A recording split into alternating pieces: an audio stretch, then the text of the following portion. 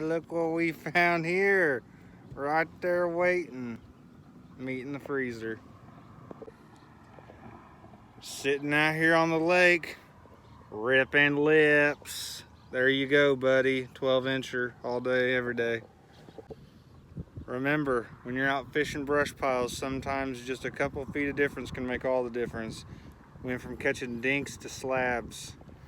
3 foot, all the difference in the world. Doubles. Blue ice bonehead, 11-incher.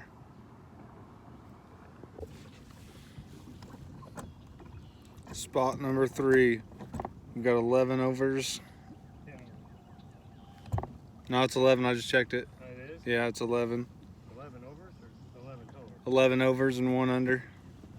Getting ready to check out. See if we can put a few more slabs in the boat. Back again for the 9:30 report. Still catching slabs.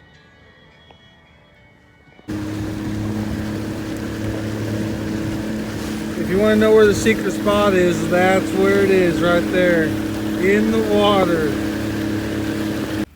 Another successful day out on Rend.